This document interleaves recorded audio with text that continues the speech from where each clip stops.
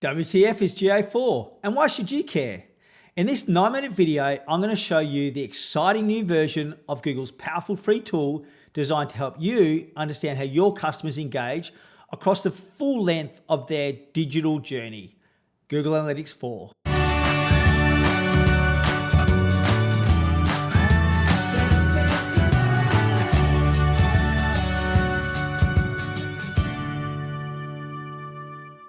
Hi, my name's Paul Balladin, and my goal is to help CEOs, business owners, and marketing directors, just like you, understand everything you need to know about search engine optimization to assist you to get more from your marketing team or external agency. Because SEO is hard, really hard. In this video, we're going to learn about Google Analytics 4 or GA4. We'll discuss the origins of GA4, GA4's new event-based measurement model, customer-centric reporting in GA4, how GA4 leverages AI machine learnings to provide you with smarter insights, how GA4 supports marketers for a future without cookies, and when you should consider making the move to GA4 and where you can find out more. In July 19, Google announced the new web and app property in Google Analytics. This new property allowed us to combine web and app data to unify reporting analysis, and this opened up cross-platform insights into our marketing activities. Then in October 2020, Google announced the new Google Analytics, which has become known as Google Analytics 4 or GA4. GA4 builds upon web and app and has been redesigned from the ground up in response to users' concerns on privacy. It has machine learning at its core to automatically surface helpful insights and gives us a holistic understanding of our customers' activities across devices and platforms. With a massive shift by web users towards privacy, GA4 is about building a privacy-centric analytics platform for the future as we ride industry changes to restrictions on cookies and identifiers, such as those seen recently with Apple and Facebook. At the core of the differences between GA4 and its predecessor, Universal Google Analytics, is its events-based measurement model. In GA4, every user interaction across your web and app platform is an event. And Google wants us to change our thinking about user behaviors from discrete user sessions on individual platforms to complete sequences of events for users across all platforms. In Universal Analytics, users were tracked via sessions. And during these user sessions, user interaction behavior was sent as different hit types to the Universal Analytics measurement protocol. Hit types included page view hits, event tracking hits, enhanced e-commerce tracking hits, and social hits. Importantly, in general terms, hits are not comparable for reporting. A page tracking hit is an apple and an enhanced e-commerce hit is an orange, and it's difficult to compare apples and oranges. In GA4, all user interactions are described by events. Events in GA4 are an entirely new and consistent way to think about user interaction data, which makes every interaction an apple. And of course, it's much easier to compare apples with apples.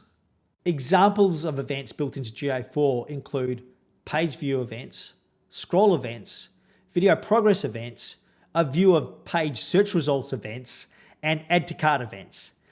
And while Google has built dozens of events automatically into GA4, GA4 users can create any number of custom events in GA4 to assist them to measure their users' interactions on their websites. Now let's talk about how the event-based measurement system assists with GA4's customer-centric reporting. While Universal Analytics relied on a property and view setup, which means that we could only view data or reports for discrete properties or views we had configured, GA4 allows us to unify data from all of our websites, apps, and third-party services. And because GA4 describes user interaction as a series of events rather than discrete sessions, GA4 is a massive step forward in understanding your customer behavior across their entire journey, spanning all of your digital properties. GA4 uses easy to configure data streams to measure the flow of data across platforms, from your website, web services, or app to analytics. An example of such a cross-platform customer journey could be running an advertising campaign that encourages users to download a white paper from your website, remarket to them to encourage them to register for a webinar on a platform such as Eventbrite, host the webinar on a platform such as Zoom, and then drive the user to opt in for a post-event offer back on your website. By setting up data streams from Eventbrite and Zoom to your website, we can view the full length of your user's customer journey as they move from platform to platform, and then use these data insights to better understand our bottlenecks, friction points, and optimize the campaign. Additionally, and I promise you'll love this part, this singular view of customer journey in GA4 is presented in a format that closely aligns to the customer journey, with dashboards and reports for acquisition, engagement, monetization, and retention, making it easier for us to understand and therefore continue to improve the experience for our customers. We'll dive deeper into these GA4 dashboards and reports in a later video, but if you can't wait, I'll give you a tip at the end of this video where you can jump in now and experiment with GA4 customer lifecycle reporting. Perhaps the next biggest innovation that really stands out in GA4 is its use of Google's advanced machine learning models to give us better insights into our visitors, customers, and customer journeys, and automatically notify us of trends in our data. The implications of this are a game changer. GA4's AI allows us to predict outcomes and anticipate consumers' actions. And we can additionally use these AI-powered insights for building predictive audiences in a more sophisticated and deeper integration with Google Ads for significantly improved campaign performance and return on investment. These insights also allow us to optimize our funnels and detect friction points and bottlenecks, as well as surface new opportunities. As an example, users that keep coming back to your website but don't complete a conversion action may be comparing prices or services on your website to competitors' websites. And we can use this information as a remarketing strategy for those users. Now let's talk about how GA4 supports marketers for a future without cookies. And we're all probably aware of Apple's recent hard stance on privacy and the impact that this has had on the likes of Facebook advertising.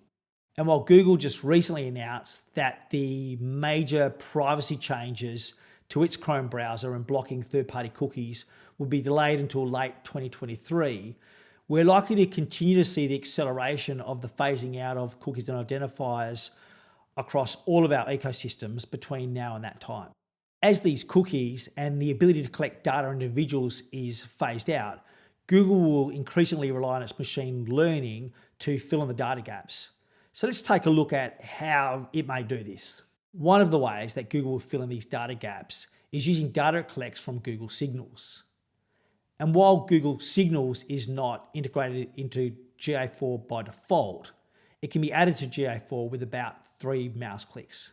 Google Signals collects anonymous data from the likes of Gmail and Google Chrome, even when users are not logged in. And this accounts for about 66% of web browsing sessions. And GA4 uses the data from users that consent to tracking by opting into ad personalization. And machine learning can use this data to approximate the data gaps that are created by the users that opt out of ad personalization by modeling the behaviors of the users that opt in. I have another upcoming video planned where we'll dive deeper into Google's Privacy Sandbox project and the future of cookieless marketing. So make sure to keep an eye out for that one. I guess the key takeaway, however, is that as business owners and providers of products and services to customers, we'll need to stay across these technology changes as we respect our customers' wishes for a more private and secure web. GA4 represents a massive upgrade over Universal Analytics. And with GA4, we get a much better understanding of our user metric, customer journeys, and with Google's machine learning have much better insights into our data. GA4 is still, however, a young product, and while its dashboards and interfaces are extremely powerful, it's not yet perfect, and it will take some setting up and getting used to. So should you make the change from Universal Analytics to GA4 now? Well, the good news is that you don't have to make a final decision one way or the other. Google, in fact, encourages us to dual tag our data, and so you can, in fact, use both for the time being. What is key to start now, if you haven't already, is to start collecting data in GA4, because data collection won't be retrospective. So for the time being, you can actually enjoy the familiarity of Universal Analytics while diving into and leveraging the powerful features of GA4. And this is something that we've been doing with our customers for some time. If you'd like to learn more about GA4, head on over to developers.google.com/analytics. And I'll also include a link in the video description below to a demo GA4 account that you can experiment with. And as always, feel free to drop me any questions you may have in the comments below, and I'll do my best to come back to you as soon as possible. So that's GA4. Thank you so much for watching. I hope you got some value from this video. This is SEO for CEOs. My name is Paul Balladin. Stay tuned for more videos just like this.